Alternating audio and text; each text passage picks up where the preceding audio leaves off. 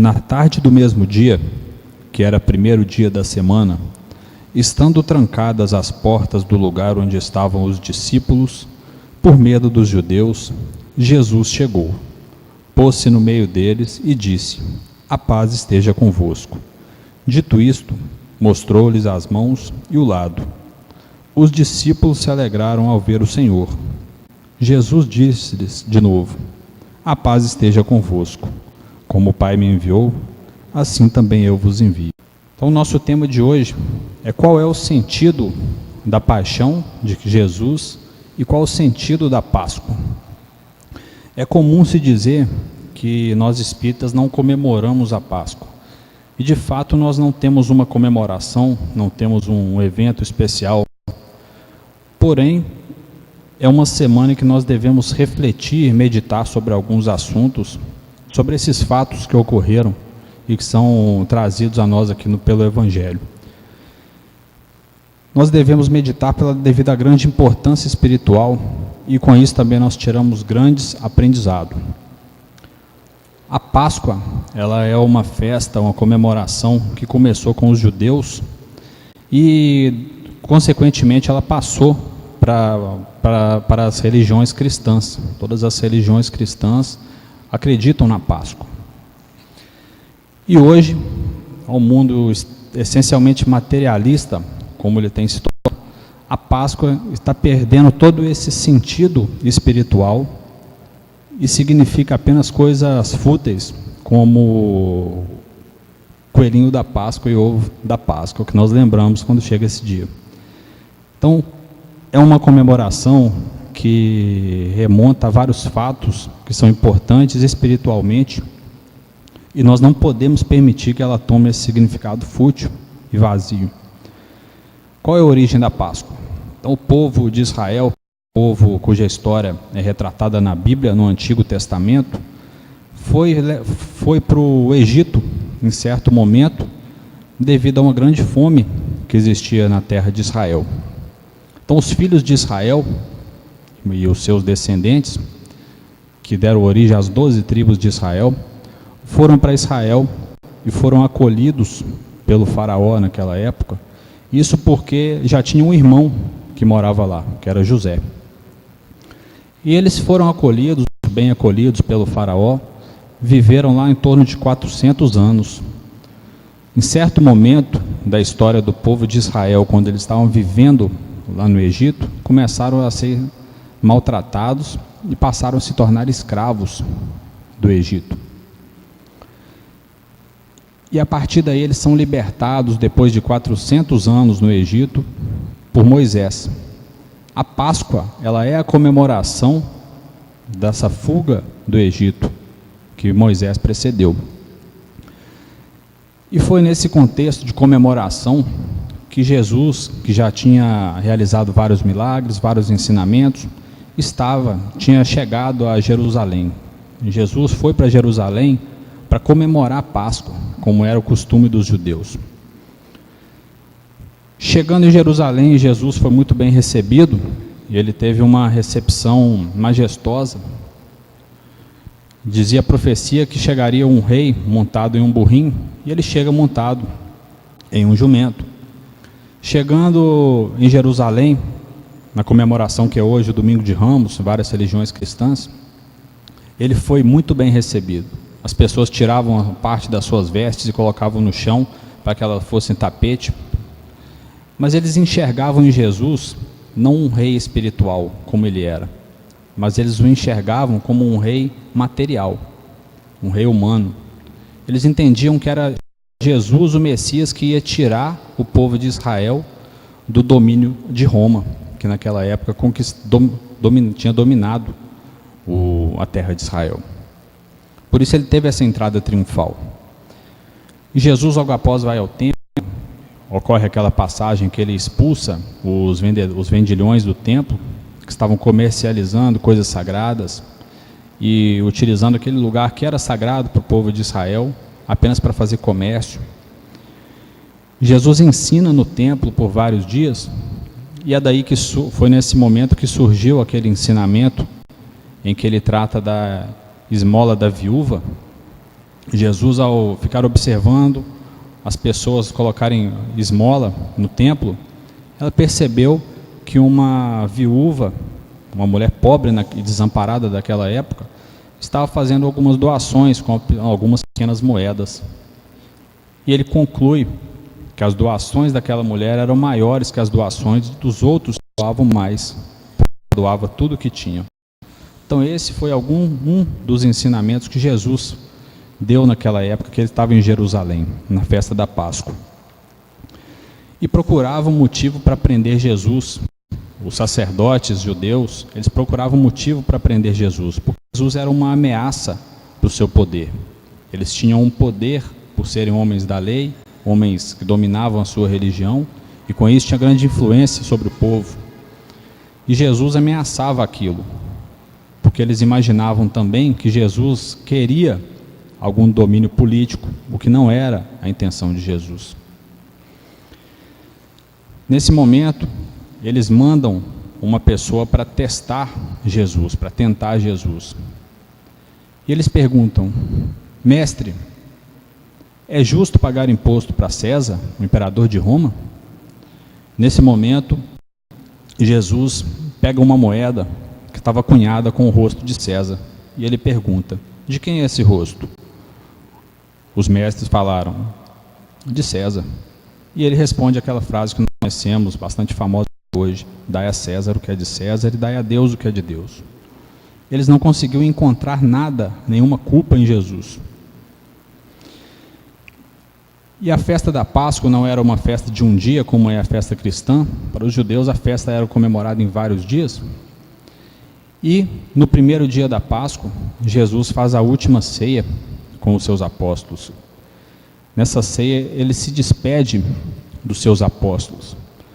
E nesse momento, se nós formos olhar principalmente no Evangelho de João, que foi o único evangelista que era um apóstolo de Jesus e testemunhou todos os fatos pessoalmente, nós encontramos alguns dos trechos mais bonitos, mais cheios de significado de todo o Novo Testamento.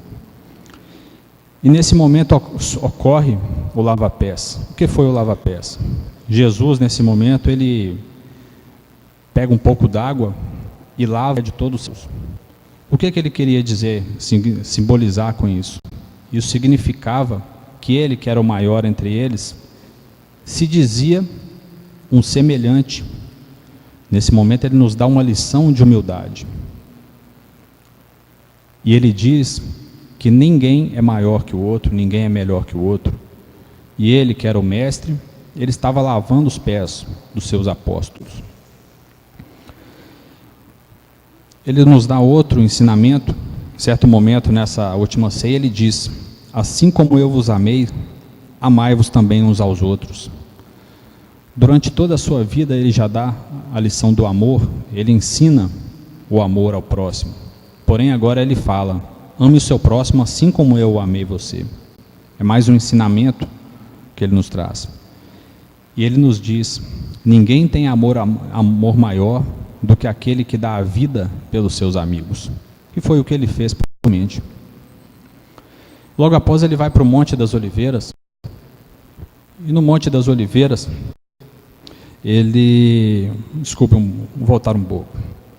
Nesse momento também Jesus disse aquela famosa frase: eu sou o caminho, a verdade e a vida. Ninguém vai ao Pai senão por mim. Então ele diz: os seus ensinamentos levam à salvação, os seus ensinamentos levam ao que hoje nós entendemos pela nossa evolução. E Jesus promete nesse momento não deixar os seus discípulos órfãos, mas ele promete enviar o Paráclito. E o que significa Paráclito? Paráclito vem do grego como advogado, consolador. E hoje existe bastante uma interpretação de que o Consolador prometido, o Paráclito, o Espírito de verdade, seja mesmo o movimento espírita, do qual nós fazemos parte hoje. Porque esse movimento vem para afirmar e não para negar o que Jesus dizia naquela época. Então essa é uma interpretação. E logo após a última ceia, ele vai para o Monte das Oliveiras, onde ele sofre da solidão. E nesse momento, a gente vê a angústia de Jesus. Jesus, como estava encarnado, apesar de ser um espírito muito evoluído, um espírito bastante elevado, sofria como um homem. E nesse momento ele sentiu fraqueza, ao ponto de falar com Deus quando ele orava: Pai, se for da vossa vontade, afasta de mim esse cálice, mas que seja feita a sua vontade. Isso aqui deve ser uma grande lição para todos nós. Quantas vezes nós somos pegos sozinhos diante de alguma decisão, diante de alguma grande dificuldade? Nesse momento nos falta fé, nos falta força, porque nós somos humanos, isso é normal. Mas vejam o exemplo de Jesus, diante daquele drama que ele ia passar, daí a pouco tempo, ele pede: Pai, se for da vossa vontade, afasta de mim esse cálice, mas que seja feita a sua vontade. Então ele teve fé em Deus. Nós devemos saber lidar com a solidão. É um grande exemplo que Deus nos dá nesse momento no Monte das Oliveiras.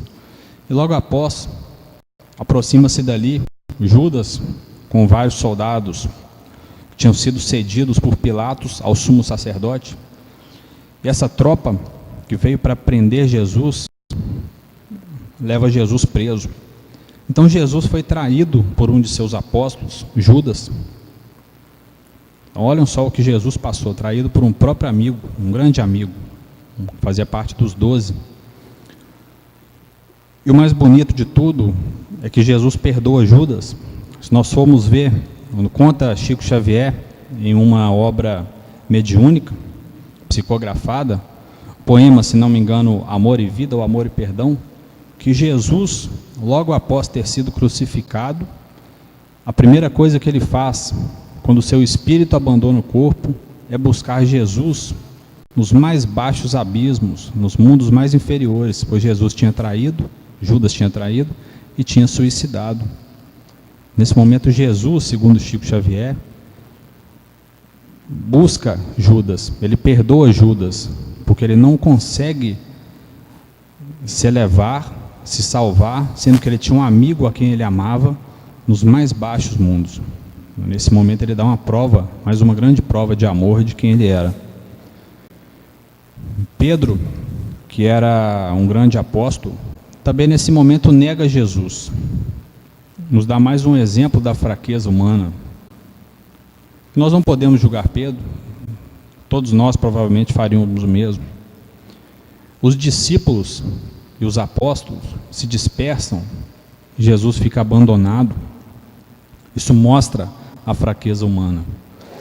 Mas também nós devemos saber que todos aqueles apóstolos que tinham abandonado Jesus no primeiro momento, logo após a morte de Jesus, após a aparição de Jesus, eles têm fé em Jesus, fé em Deus, fé na vida futura.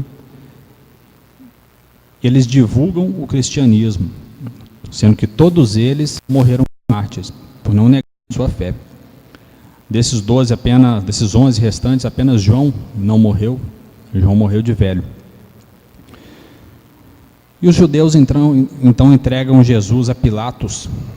E aí ocorre também um grande drama, que já é o drama mesmo de Pilatos, pois Pilatos não era judeu, ele não conseguia ver nenhum crime, nenhum erro em Jesus. Porém, os judeus pressionavam Pilatos, falavam que Pilatos tinha que condenar Jesus. Eles falavam: se você não condenar Jesus, você não é amigo de César, porque ele se diz rei. Naquela noite, um fato interessante também, que o próprio Evangelho nos conta, é que a mulher de Pilatos havia sonhado na noite anterior que Pilatos não deveria se envolver com a morte de Jesus, pois ele era um justo. E Pilatos realmente ele sofre com aquilo.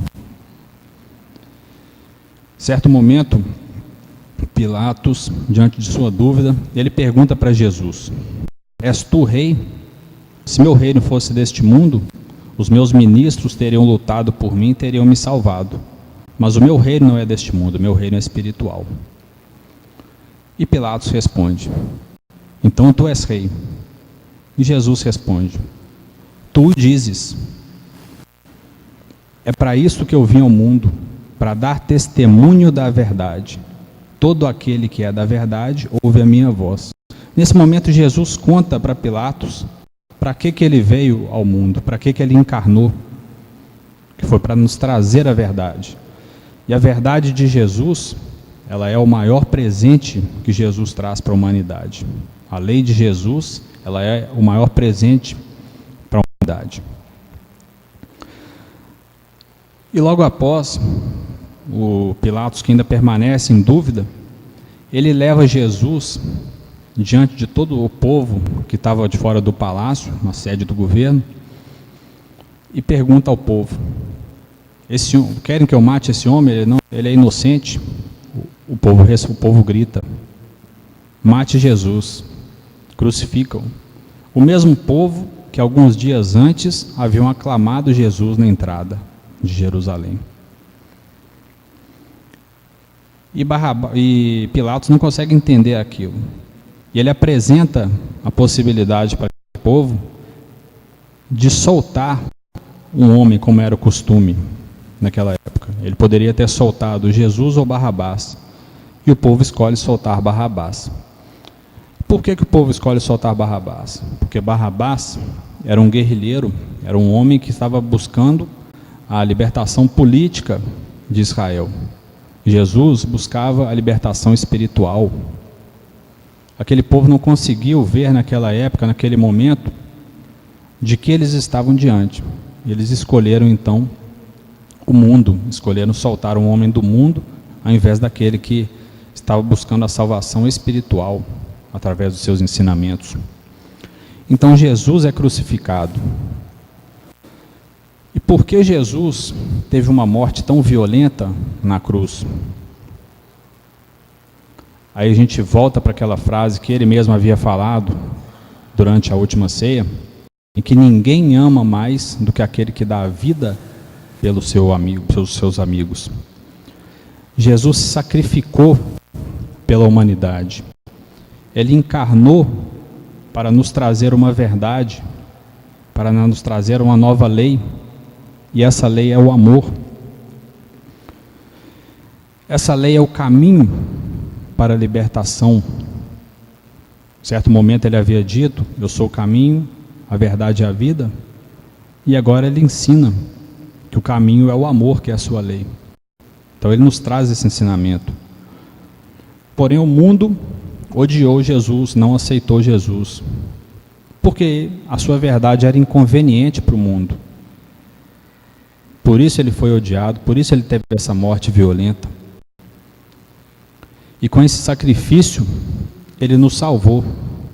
Mas como que Jesus nos salvou? Através do seu ensinamento, o ensinamento do amor ao próximo, a lei do amor ao próximo. Pois o amor ao próximo é aquilo que nos faz evoluir, é aquilo que nos salva. Então o seu maior presente para a humanidade foi o seu ensinamento, foi a lei do amor. E além dele nos dar esse ensinamento, ele não fica apenas no ensinamento, ele dá o exemplo do maior amor, que foi ter sacrificado pelos seus amigos, sacrificado pela humanidade, por ter encarnado, por ter sofrido, para trazer esse ensinamento que nos leva à libertação espiritual. E logo após, passado alguns dias, no terceiro dia, Maria Madalena, aquela mesma mulher que tinha sido pega em algum momento em adultério, e o povo queria apedrejá-la, naquele momento Jesus tinha falado: atire a primeira pedra aquele que não tiver pecado. E ninguém apedrejou Maria Madalena. Naquele momento ele disse para ela: vá e não peques mais. E nesse momento ocorre algo muito simbólico, porque a quem é a primeira pessoa que Jesus aparece, a primeira aparição de Jesus no terceiro dia após sua morte? A Maria Madalena, aquela mulher que tinha vários vícios e se reformou Ela ouviu Jesus, ela reconheceu em Jesus o Mestre e ela buscou melhorar. Jesus aparece para ela, primeira pessoa a quem Jesus aparece. E Jesus aparece em espírito. Maria Madalena foi procurar Jesus no sepulcro, não encontra o corpo, porém aparece o Espírito de Jesus. Logo após, Jesus aparece para os seus discípulos.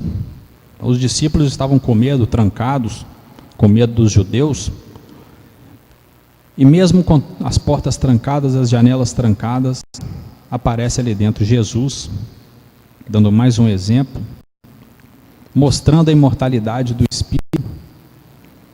E ele não para por aí. Jesus logo após aparece para Tomé, aquele apóstolo que dizia que só acreditava vendo, que duvidou quando os outros contaram para ele. Jesus aparece, mais uma aparição, e nesse momento Tomé coloca os dedos nas chagas de Jesus, onde estava machucado.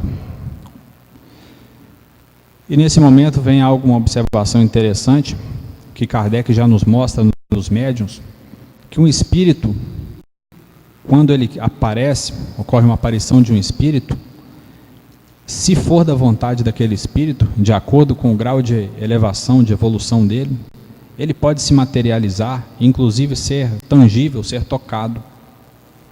E foi o que Jesus fez naquele momento. Como espírito, ele permitiu ser tocado. Ele era o seu perispírito que conservava as suas chagas.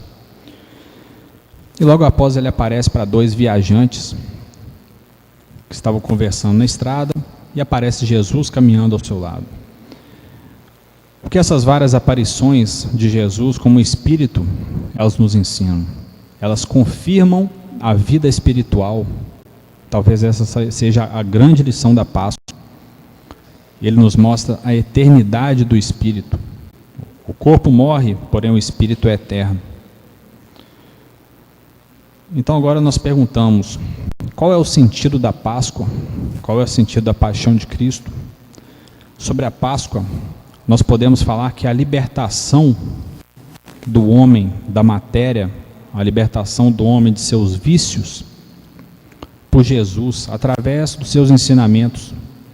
O que liberta o homem, o que libertou o homem, foram os ensinamentos de Jesus, que eles nos ensinam a deixar de lado a matéria, a deixar de lado nossos vícios. Ele nos traz também a mensagem da imortalidade da alma. E agora todos nós sabemos que nosso espírito é imortal, nosso espírito é eterno. Existe uma vida futura e ele nos dá essa certeza, que hoje nos parece bastante certo, naquela época não era. E a gratidão que nós devemos ter por Jesus ter encarnado, por ter sofrido, por nos trazer esses ensinamentos, a sua lei do amor, que foi o que nos libertou. E essa libertação, ela é alcançada através do ao próximo, através da caridade. A caridade que é a cura para o egoísmo. E o egoísmo, segundo Kardec mesmo no Livro dos Espíritos, é a causa de todos os vícios, de todos os defeitos humanos.